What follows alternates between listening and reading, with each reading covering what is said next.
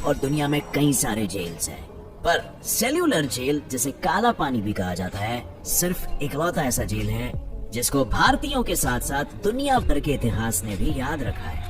आखिर ऐसा क्या होता था इन जेल की दीवारों के पीछे, जिसका नाम सुनते ही लोगों के रोंगटे खड़े हो जाते थे और वो डर से कांप उठते थे। और माना जाता है कि वहाँ के सजाओं के अलावा जो दूसरा टॉर्चर था वो था खाना।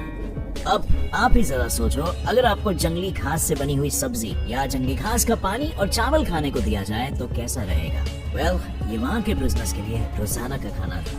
पर यहाँ पर सवाल ये उठता है कि वहाँ लोग इतना सब सह क्यों रहे थे? आफ्टर ऑल वो लोग तो फ्रीडम फाइटर्स थे, उन्हें लड़ना और तरकीबें लगाना दोनों ही बखूबी आता था, यानी कि वो लोग वहाँ से आजाद हो सकते थे। पर फिर भी क्यों किसी ने वहाँ से भागने के विषय तक के बारे में नहीं सोचा? वो जानने के लिए आपको देखना पड़ेगा आज का ये वीडियो, जिसका टाइटल है काला पानी जेल हिस्ट्री। पुराने जमाने में ऐसा माना जाता था कि जो भी इंसान समुद्र को पार कर अपने जमीन से दूर जाता था वो अछूत हो जाता था और उस इंसान को उसके धर्म, जाति और समाज से बेदखल कर दिया जाता था। और जैसे कि हमें पता है कि cellular jail Andaman Nicobar islands के कैपिटल सिटी पोर्ट ब्लेयर के तट पर बना था।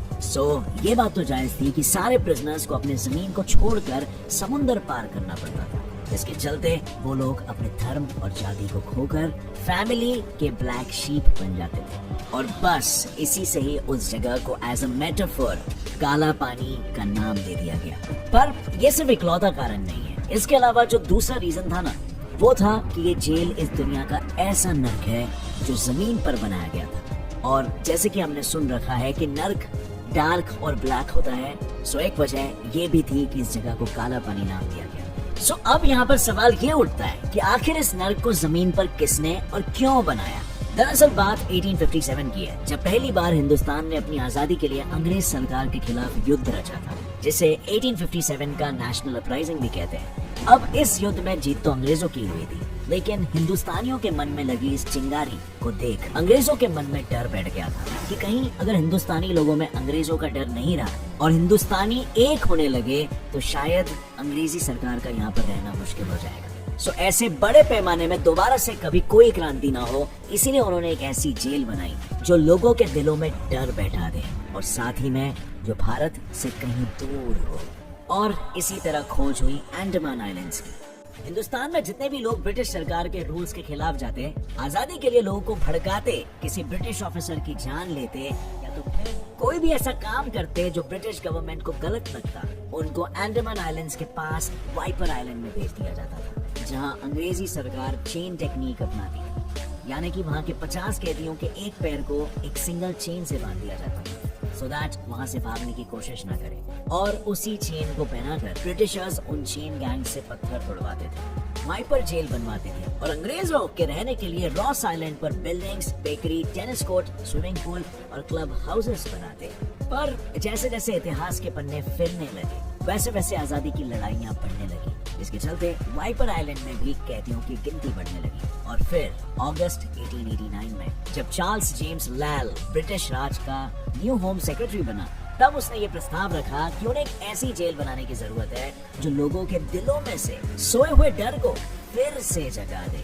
क्योंकि ये बात तो साफ थी कि हिंदुस्तानियों को अब वाइपर जेल्स का या जाति से बेदखल होने का भी कोई खौफ नहीं रहा था। और फिर जब चार्ल्स और एएस लेथब्रिज वहाँ के जेल सिस्टम को देखने पोर्ट ब्लेयर पहुंचे, तब उन्होंने सुझाव दिया सेल्यूलर जेल बनाने का, जहां उन्होंने इस पूरे प्रोजेक्ट के प्लान को 2 थियरी से बनाया। First, spokes of a wheel, जिसके चलते कोई कैदी वहां से भागना चाहे तो वो कंफ्यूज हो जाएगा कि जाना किधर है। और सेकेंडली, पैनोप्टिकॉन थियरी, यानी कि प्रोजेक्ट के बीच में एक ऐसा स्ट्रक्चर खड़ा किया जाएगा जहां से ऐसे निगरानी हो सके जैसे पेनोप्टिस अपने 100 आंखों से किया करता था। दोनों थियरीज को जोड़ने पर एक 3 स्टोरी वॉच टावर, जिसके साथ 3-3 फ्लोर्स की 7 विंग्स ज्वाइन की हुई होगी, जिसमें टोटल मिला के 693 सेल्स हो, वैसी डिजाइन तैयार की गई। और फिर तो बस डिजाइन तैयार होते ही वाइपर जेल के कैदियों से मजदूरी कराते हुए साल 1896 में सेल्यूलर जेल बनाने की शुरुआत हो गई, जिसे बनते बनते पूरे 10 साल चले गए। और अब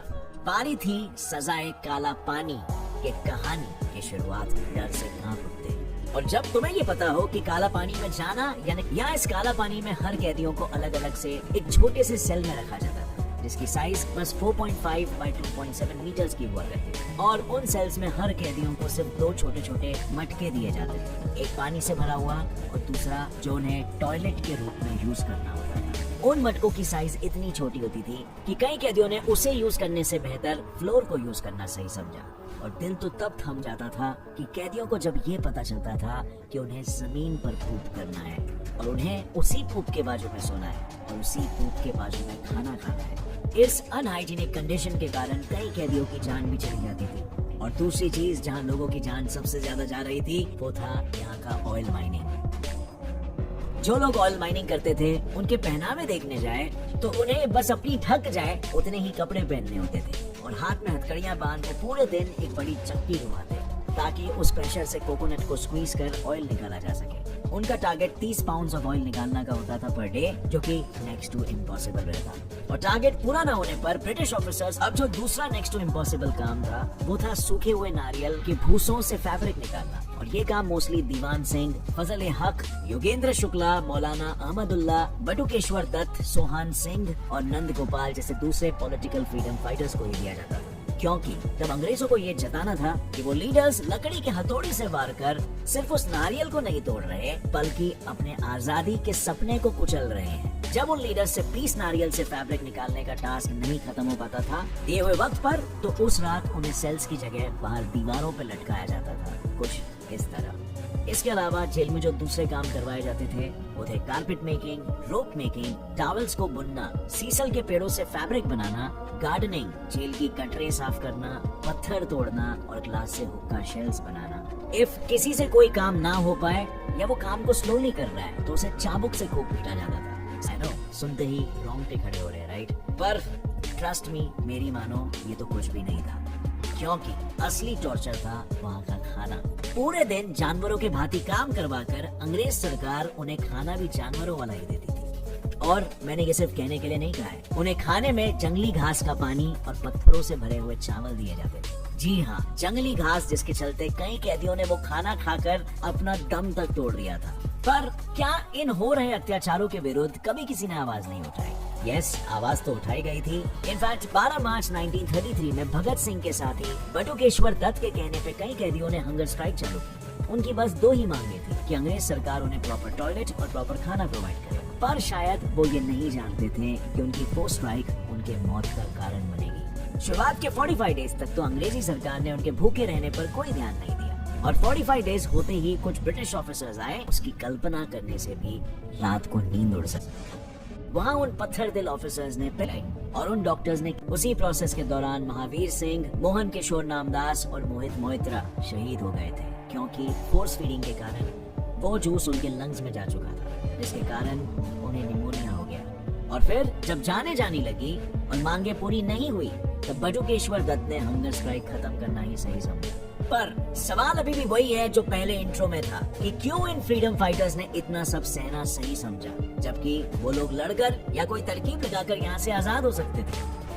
ऐसा नहीं है कि यहाँ से भागने की कभी किसी ने कोई कोशिश नहीं की। सन 1868 की बात है जब 238 प्रिजनर्स ने एक साथ यहाँ से भाग निकलने का प्लान किया, पर वो सब बीच समुद्र में ही अंग्रेजी सरकार द्वारा पकड़े गए और 87 लोगों को ब्रिटिश गवर्नमेंट ने फांसी दी, जिसे देख फिर कभी किसी ने यहाँ से भागने की कल्पना तक नहीं की। और ऐसे ही कई सारे टॉर्चर्स फ्रीडम फाइटर्स ने 1942 के वर्ल्ड वॉर तक सहे। और 1942 के बाद कहानी इस तरह पलटी कि जिस जेल में अंग्रेजों ने दूसरों पर जुल्म किया था उसी जेल में फिर उन्हें अपनी नानी याद आ गई। 1942 में जापानीज ने अंडमान निकोबार पर हमला कर सेलुलर जेल अपने कब्जे में कर लिया और उन्होंने गांधी जी और रविंद्रनाथ टैगोर की विनती पे सारे इंडियंस को छोड़ दिया।